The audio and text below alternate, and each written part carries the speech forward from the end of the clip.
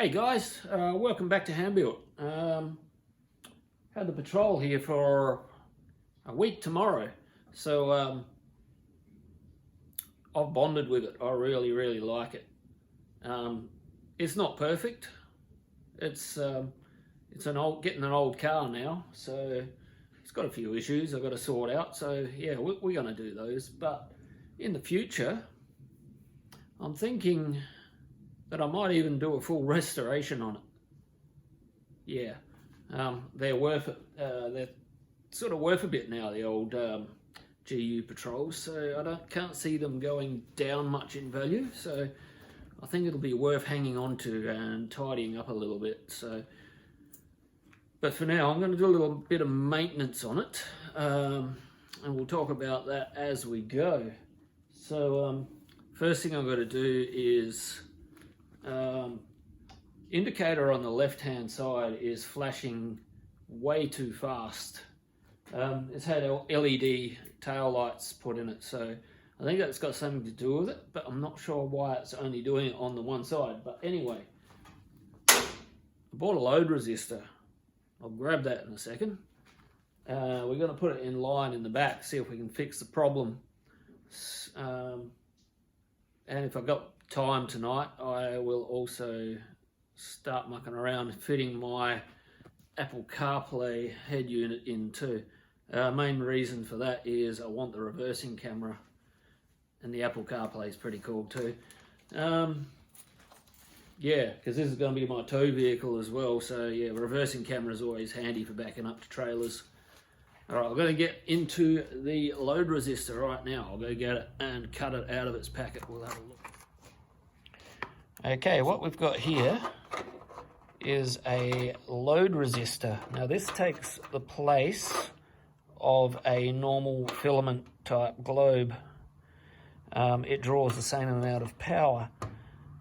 They get quite hot, so you can't mount them on anything that they might melt.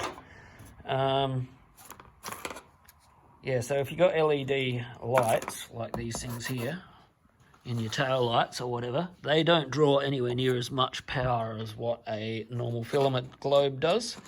I can't tell you exactly why, because I'm not an auto electrician, but yeah, the less power means the flash unit doesn't have to work as hard, I guess, and it makes it flash faster. This is how you wire it in. You got that round thing in the middle, supposed to be your globe, with the wires coming out of either end. One side's positive, one side's negative. This thing here is your resistor. And then you crimp one side into the positive and the other side into the negative. Simple as that.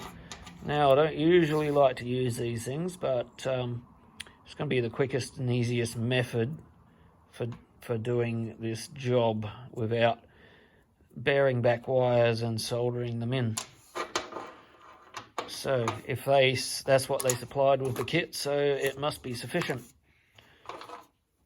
Okay.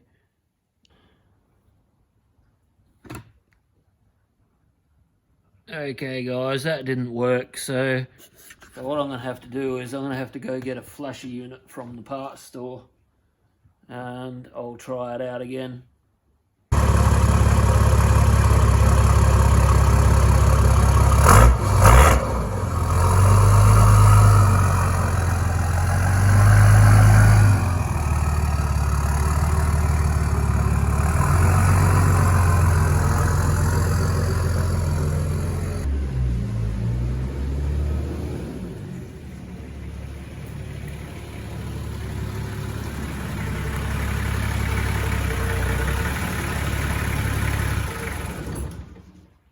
Alright guys, I was going to start putting my head unit in tonight, but it's only about half an hour before I was going to knock off and go inside for the night anyway, so I'm not going to get a lot done in that amount of time.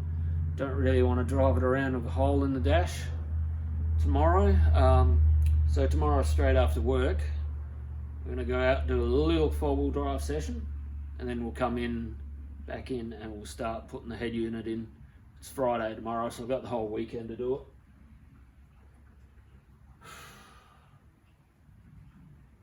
I like it. I've got lots of plans, guys. Lots of plans. All right, we'll see you tomorrow night. New glow plugs. Let's have a look. There's a glow plug there. Put the wire on the top, and this bit here gets really, really hot. And that's how a diesel starts. Because they don't have spark plugs, they have to rely on heat to run. And yeah, that's what makes the initial heat. They're only for startup, they're not for anything else. So once the car's started, they don't do anything really. It's just getting it started. So I'm gonna whack these in. So they go in here. Under here there's a wire that you've got to take off with a 10mm nut. And then you can screw the glow plug out. It's a bit fiddly for you to watch, so you can take my word for it. So this here is what connects all of the glow plugs, the electrical circuit, via this wire here. This wire goes on the end and travels the electricity all the way through to the end glow plug, and then it earths out through the motor. As you can see,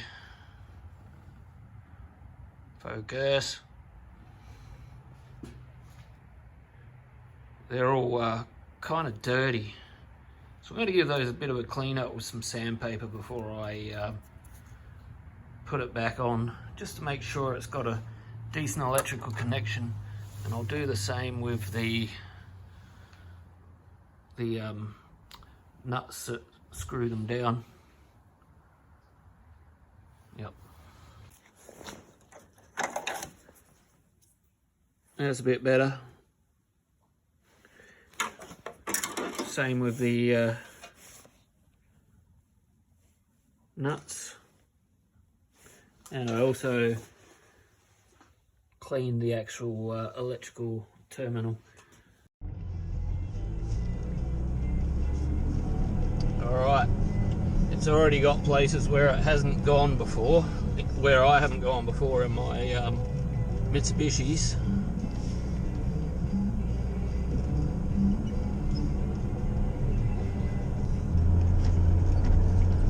This hill over here will be a gauge.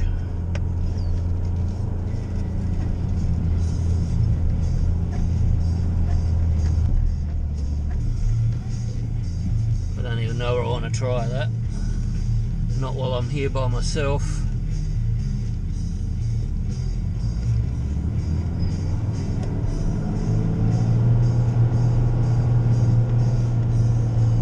Bugger it.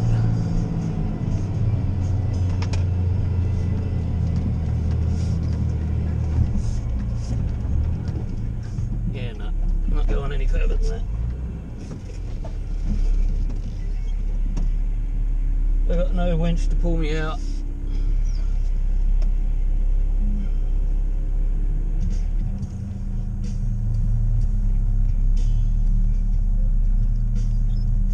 But I got up there, I didn't even get half that far up in my Triton, and I could have gone further, but those ruts were very deep and I didn't want to lift the wheel and just get stuck there. No one to pull me out. Yeah, I could be a chicken, but I'll save that for when I go to an actual four-wheel drive park and I've got someone to help me about this.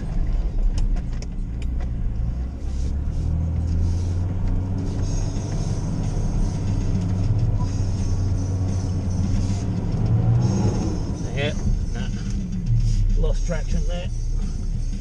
Get up there with a bit more speed, I reckon. I don't know what's on the other side.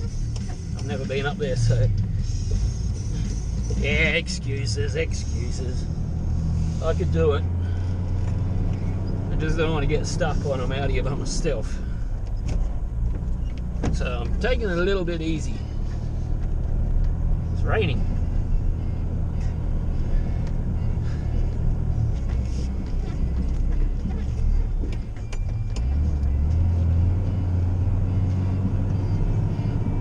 Pick me line, alright, I should get up here. No worries. Yeah, that one was pretty easy. Now I've been stuck coming up there before and that was effortless.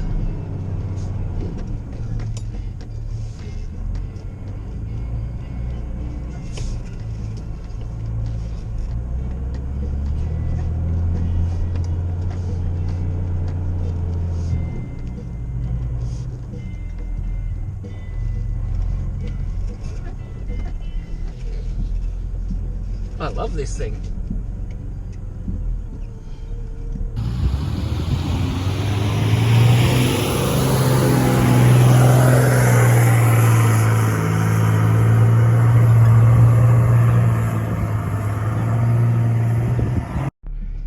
Okay guys, I think that's enough. We're gonna get out of here.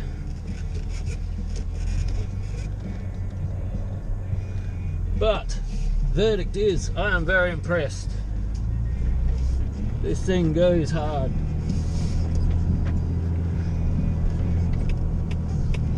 So next I'll be taking it out to an actual four-wheel drive park.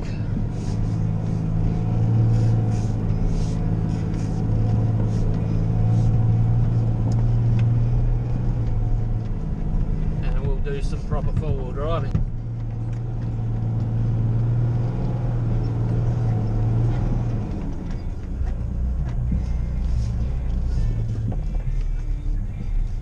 Somewhere where if we get stuck, there's always going to be someone to pull us out.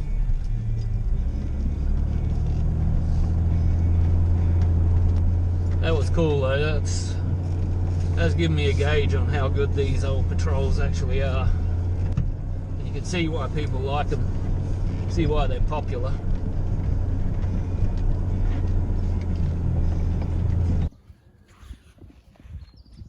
Seriously guys, that was the most fun I've had in such a long time.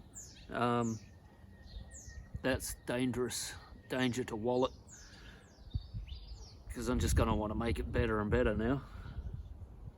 It's already pretty good, but yeah, fun. I like it. So yeah, that's how excited I am. I'm going to spend the rest of the day playing with it. I'm going to change over my head unit, and I might splash some black paint around. So see what happens. It's a helicopter. Okay, I'm going to go down the street and grab a couple of things, but then we'll come back and we'll set up. Rightio guys, so this is a good unit. I'm going to save it because I've got another project coming which isn't here yet. I'm going to save this to put in that. And I'm going to put my Apple CarPlay head unit in here so I can have reversing cameras and sat nav on my screen. Because yeah, need sat nav and reversing cameras. It's got 2 reversing cameras. I'll show you where I'll put them later. Just so happens all the holes line up for the bracket off the Kedwood unit on my Pioneer. I love this thing, it's so easy. That took a lot longer than expected. I've put one of the cameras up here. That camera was facing forwards on my Challenger. I rarely used it, but I've got 2 cameras facing rearwards. This one down here is the main reversing camera for reversing up to trailers, so you can see the tow ball. And that one up there, sometimes when I'm reversing, probably doesn't matter so much in this because it's tray top and you can see straight behind you, but sometimes when I'm reversing I lose the trailer, I lose vision of it, and also I can see my load whatever I've got on the tray with that one. So I think I'm going to use it more up there than what I did when it was facing forwards. So I've got my reverse view that's down by the tow ball, and I have also got, if I go to AV mode, I got my top reverse view.